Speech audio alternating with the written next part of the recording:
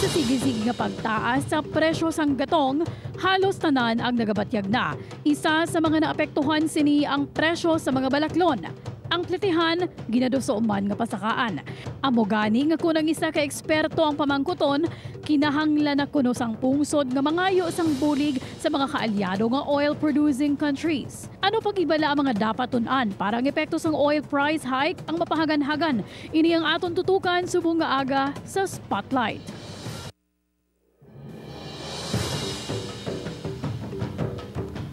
Mga kapuso, kaangon sa sining nga balita, makaupod ta. Subong sa Spotlight ang isa ka eksperto sa economics para ini ang tutukan. Hi there mga kapuso, welcome back. You're still watching GMA Regional TV Early Edition. Subong nga aga mga kapuso, eksperto sa ekonomiya ang aton bisita sa aton nga programa. Profesor siya gikan sa University of the Philippines, Visayas, Migao Campus. Ginhingadlan man siya bilang isa sa mga UP Scientists 3 for 2014 to 2022. Wow! Tuman kaalam sa ating bisita, Sir Rodelio Subade. Prof, may agaw, welcome to the program. Good morning sa tanan, nga mga televiewers. Ari na Prof, let's talk about our current situation diri sa pungsod Pilipinas. Wala unta tao bagsakas ang gatong nga nagasipa na sa masobra 70 pesos ang litro. Manubinta na gani kuno diesel, kagasolina baw gapay disindis pataas. Is this alarming on your perspective bilang isa ka ekonomista? Well, damo man ang mga factor naton nga dapat i-consider. Hindi lang na siya nga presyo lang, no? Ang epekto niya sa lain-lain nga sektor, no? Kag ang iban pa nga gakalatabo, mahambal nato na it's a cause for concern, no? Maybe to some extent daw alarming man. Pero kung lang tawo naton, sige-sige pa aton kabuhi ang mga tao makasarang pa sa ila coping, pero siyempre hindi naton na dapat pabayaan lang. May dako nga rolyo ang aton gobyerno, national man bala kung local government unit. Anong tika nga dapat obrahon sa aton mga lideres, Prof? Pirmi naton ginalanta ang gobyerno. Siyempre, may role ng mga tao ng private sector. Pero siyempre, ang tikang sa gobyerno, hindi lang ang subong ng gobyerno, mga nangliligad pa. No? Kaya dapat ang mga nangliligad, nag-ubra na sa tikang para damo aton alternatibo sa gina-import naton nga petroleum. Ang butang anong tikang ila ginubra, no? Nga ang mga deposit naton sa West Philippine Sea, wala na siya natap, no? Nahadlok ito sa China, no? Tabo man, ato na siya, no? We could have explored and developed damo da ang mga petroleum nga aton tani para hindi kita masyado dependent sa imported, no? Prof, Band-Aid Solutions ka nga isang pag-walking, lakat-lakat, pagpaiway, anay gamit ng salakyan, o kundi gani pagbisikleta, may dalaman gid bala ini nga kamayuhan, all in all? Those are coping mechanisms. Siyempre, we have to cope. So, ina siya ang aton coping mechanism.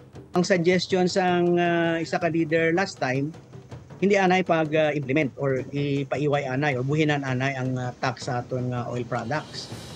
Dako ang ginakuha nila nga income sa tax sa aton nga oil dahil hindi na mapaiway sa gobyerno. Kaya pumbuhinan mo na siya ang tani na pagsaka sang presyo sang gatong, hindi masyado or base pwede madelay. In the short term also, ambot na kung paano mahimos ng Department of Transportation nga mga pigadong hindi kasakay, siyempre paano mo sila pasakayon sa mga sadakyan kung magsaka ang presyo ang sa mga plite. So ang pagpasaka sang plite mabudlay, series of na siya, price increases. Tunan kung kinahanglan na gid pasakaon ng plite, kay pasakaon mong plite, series of effects na maapektuhan. So kung ma-subsidize, mabuligan sila maayo. Ang mga Band-Aid solution nga natawag are coping mechanisms. Each family and person have to cope, no? Kaya maayo man magbisikleta, nga hindi ka magbisikleta, may bike lanes na gani. Ang mga damo petroleum like the US, di flat niyang market, ginatago niya man. Yun yung mga owners ang mga deposit, they need to do something, no? Kita naman in the long term, i-develop ta ang West Philippine Sea, hindi kita magpatumpik-tumpik, nahadlo ka, aton inaya, no? Damo da mga oil deposits na, proven na. No, i-develop na para kita may ara kita nga dugang nga kaugalingon nga petroleum products or petroleum sources. Ang solar power hindi man amo na kuno kamahal. Kung amat-amat naton maobra na like in Amsterdam, other cities in other countries, nagkaroon sila ng cooperative na puro sila solar. So nabuhinan ang dependence nila sa petroleum, imported petroleum. Dapat may role man ang mga private sector kag individual consumers. Kita, no? As social media users, di ba? You contact all the social citizens, netizens all over the world to, conscientize these OPEC countries and their leaders. Di ba? Ginapabudlayan nila ang kalibutan.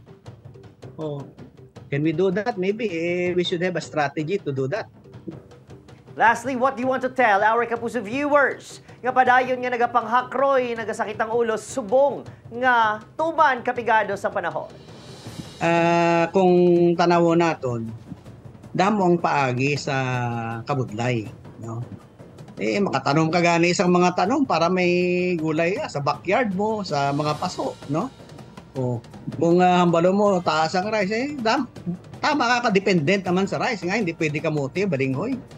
Carbohydrates man ina. O damo mga paagi nga kita makakope sa hardship. Hindi pa manigera or whatever, no? So, may abilidad ang mga Pilipino nga makakope sa difficulties. But of course, we have to rally behind our people nga ang tanan nga sektor, labi na gid ang gobyerno, maghimo sang nagakaigo nga tikang. So, ang mga pumuluyo, kinahanglan mag-rally behind to wake up the government. Kita being the governed people must participate in this governance system. Para nga insakto kag nagakaigo ang mga tika nga himon sa gobyerno. Kag mga kompanya man siguro kag iban pa nga sektor, pwede makahimo para nga kita tanan makatibaw-as, no, makaahon, no, sa anuman nga kabudlayan, no, anuman nga crisis. There you have it mga kapuso, genius ekonomista gikan sa University of the Philippines, Visayas, Miagao, Professor Rodelio Subanen. Good morning. Salamat gid, Adrian. Good morning sa tanan and God bless us all.